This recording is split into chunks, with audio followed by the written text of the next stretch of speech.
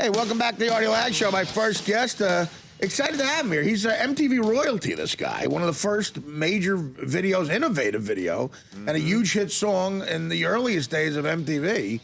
Within the first 6 months, MTV was probably on the air or shorter. It was 1982, I think. Yeah, but the name of the song was Science or Blinded Me with Science? She Blinded Me. She Blinded Me with Science. And still out there, still doing his thing. Got a kind of unique tour going on, and a perfectionist, man. He's been here for a while. I feel like an important person because he's been here a while rehearsing, and I like to see that. We don't go much for work ethic here. But Thomas Dolby, how you doing, man? I'm doing well. Thanks for having me. No, it's great to have you here. So explain that. This whole MTV thing and that video and stuff, like, when they approached you to do that, like, how new was it, first of all? That was in the first year of MTV, right? I remember I was in about the 8th grade, 9th grade, and it was all that was on. It was the first year it got into the major cities in the USA. Right. And hip people were staying home to watch MTV instead of going out to clubs, you know. Oh, absolutely, yeah. So if you had a hit video on MTV, you would then get a hit on the radio and clubs and things. Yeah. So it was good timing for me because, you know, my record had come out before and it didn't get played on the radio at all. Oh, no kidding. So this was like a second go-around for it. Yeah, oh, but, okay. you know, I had great play in the clubs, in the dance clubs, and then I got an MTV, and that was that. You know how I know it really affected, you know, the American culture of all ages? I had a science teacher in the 8th grade or 9th grade, whenever the video got big, and he must have been about 50, and he got engaged to a woman. And my buddy Danny asked her, how'd you get her to marry you? And he said, I blinded her with science. The 50-year-old guy at the time. Oh, it was huge. Now, did you go on a full tour with that? I mean, like, how big was a success for you on that level? I mean, you know, I used to tour a bit, but I was never a full-time touring act. It's a tough thing to do. You create on stage, right? What did happen is a lot of my peers started asking me to work with them. Right. So I played keyboards and produced and wrote for a whole slew of people, and it was great. You know, I was having a great time. You were kind of like a Herbie Hancock type thing. Like, I remember his early video. Is that a good sort of? I mean, that's just me being a non-music expert thinking it's really the same thing. That early video, Herbie Hancock.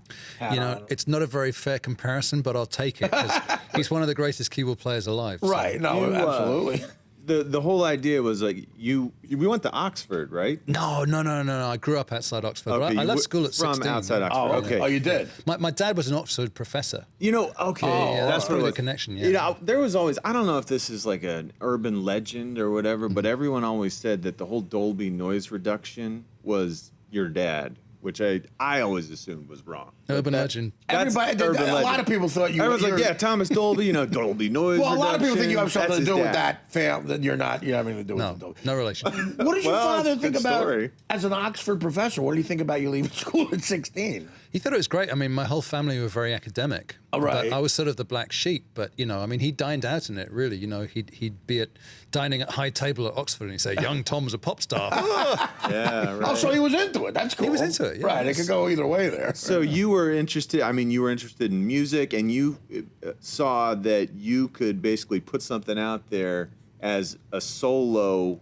musician by, you know, programming and synthesizing and collaborating with yourself, putting it all together, and then that led to your first album? You know, it was the early days of DIY music. Right. And it was the first time, really, that the machines got cheap enough and good enough, you know, that you could actually go in your back room and make a record. Right. And that was very exciting. Up till then, it had been, you know, all bands. So that was a very exciting time. Well, you're kind of a pioneer of this whole this electronic music craze that's going on now. Is insane. I mean, would you consider yourself sort of a forerunner of that type of thing? I think some of the current guys, you know, will admit to growing up listening to me, you know, Right. Skrillex and people like that, you know, have quoted me as an influence.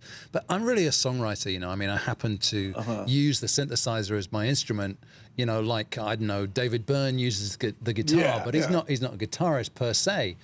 It's just that's what I use to write my songs with. Has She Blinded Me with Science been sampled by a lot of hip hop people? Yeah, left, right, and center. Yeah, That's good. yeah. So that's really good. That helps. And even I heard you guys talking about the Giants earlier. Yeah. There was one season where the fans were chanting "Giants." Oh, right, science. I think I was doing that. I don't Okay. remember for several reasons. Yeah. But, yes, I mean, that was a great sort of part of that song, like that could get in a club, Right. because that's when the DJ would put a science. Right. Well, Giants works, Giants is perfect. Are you? You say you lived in L.A. for a while? Is that where you lived for 20 years? You said. I started in LA and then moved to Northern California. I still have a house there. Yeah. Where did you write that song? I wrote that song back in England. Oh, you did. Yeah, no question. And then that's why you moved here. Pretty much. I mean, things took off for me here, and England was very stuffy then. Yeah. It's stuffy now, but nowhere near as bad as it was then. Everything's loosened up a little bit. Everything's except loosened for New York. Because the weird thing about New York is it's gotten more stuffy in a lot of ways. You think so? Yeah, it was a little. I think back, early '80s, '70s for sure. Days of CBGBs and stuff. Right. It was gritty, a little more grimy. I mean, something had to happen because it was going bankrupt. Yeah. But Giuliani came and basically sold New York to Disney. Times Square had a lot more personality, but you could get killed. Now, you see Goofy and Mickey Mouse shaking hands with you. But something had to happen. Now, who did you tour with? Did you play synthesizer on tour with people? Yeah, I mean, I toured with a lady called Lena Lovitch, and Right. that was, I wrote a song for her that was a hit here, and that helped me, make my name. And then I played keyboards for a band called Foreigner. Oh, of course, Waiting yeah. for a Girl Like You. Had So this you sort went of on tour spacey with intro. that. Yeah, that's great. I never actually toured with them, no. But I played live with David Bowie at Live Aid at wow. Wembley in '85. Okay. I played with Roger Waters Yeah, at at the wall Berlin. in the Berlin Wall. I was hanging from the wall, 50 feet up. That's amazing. That must have been, what an experience that must have been. It's fantastic. Wow. Yeah. And so you wrote that song with Foreigner?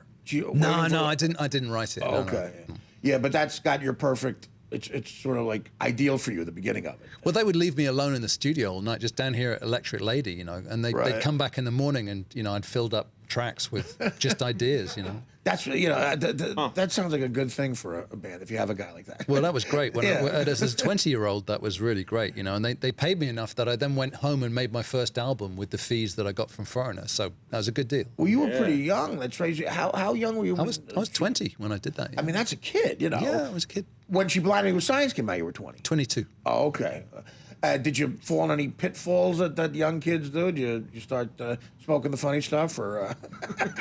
That's a pitfall. Well, if you do it wrong, I've done it wrong. Yeah, I mean, did you have some wild days there? Those are the perks. Those Yeah, are not the exactly. pitfalls. Yeah, they should be. You're right. For a while, they're perks, and then after a while, you're in jail in a court. So you had some fun out there, at least. I had some fun as far as I remember. What about the Good for Michael you. Jackson story? You had a chance to collaborate with him? Well, I did. I mean, it was wild. I was editing She Blinded Me with Science in the little, suite next door to where he was doing Billie Jean. Oh, wow. And if you remember, that was the first hit from Thriller. So Yeah. he was a superstar, but he wasn't a megastar. Not at through that the point, roof. Not through the roof. Now, And- Billie Jean was enormous. Oh, right, it was amazing. It's Yeah. like really his breakthrough, they took him to the next level. Yeah. And he really liked my song. And he said, "We should look me up if you're ever in LA." No kidding. So I went to LA and I did this live TV show, which is humiliating because I got the words all wrong. And I was wow. really sick. And I pulled out my Filofax, remember those? And I called the only LA number I had in there. And it Michael was- Jackson was the only. Well, that's a number to have. and he said, "Where are you?" I said, "Burbank." And he said, "Well, I'm in Encino. Come over." So I went to his house and I spent the evening No just talking kidding. about music in his house. What was that experience like? So few people really, have an experience like that with him. Or at least was it a normal conversation? Did you find him to be a normal guy, a quirky guy, depressed? Anything like weird about him? Or? The environment was pretty surreal. Right. But the conversation was just all about production, about songwriting. He was very, very sincere, took it very seriously, his art.